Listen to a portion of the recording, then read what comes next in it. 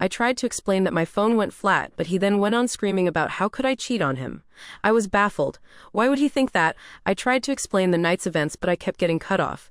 Nikki then chimed in and said I was a lying S, and how could I be so heartless to a man who has been there for me through thick and thin. She went on to say I kept flirting with random guys all night, and then when she went to the bathroom, she saw me leave with her friend. I told her what had happened, and she showed me photos on her phone where, as we were leaving, his hand was on my back ushering me outside. Yes, the photo did look horrible, and I was so drunk I didn't even realize his hand was on my back at all. My fiancé was so angry. He kept shouting, and his mum and mine were both crying. I then asked Nikki to call her friend, and he would confirm nothing happened, but when she called him, he told a completely different story. He said I begged him to take me back to his, and when he did, we slept together multiple times. I saw red and started crying and yelling at Nikki because I knew she had organized this whole thing to make me look bad. I begged my fiancé to believe me, but he just shook his head and left.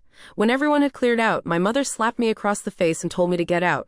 I left and went to a friend's house where I stayed for a few nights. During those nights I called my fiancé crying and pleading with him to believe me that nothing happened, but it all fell on deaf ears as he never returned any of my calls or texts.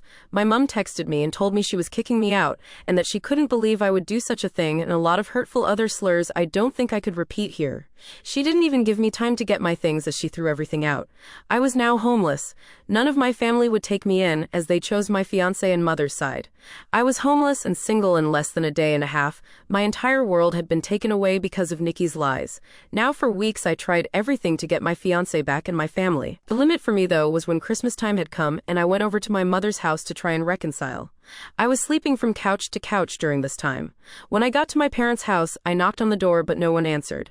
My friend then called me and told me she just saw on Facebook that my family were in another state celebrating Christmas and they had posted pictures online. Everyone was there, my sisters, parents, grandparents, and even my fiancé and his family. When I myself saw the photos, I couldn't stop crying as they all looked so happy. I cried for days and days before deciding to block them all. I even returned my engagement ring. My friend knew someone a couple hours away who was looking for some help in his restaurant, and he even had living arrangements above where he worked so I could get rent at a cheap price and work at the same time.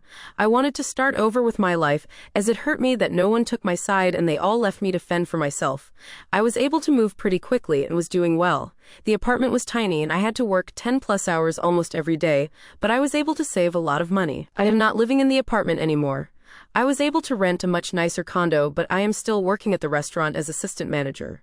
Now it has been roughly 2 years since I left, and have not spoken to any of my family. I have no idea what is going with them until I got a knock on my door. It was my ex-fiancé.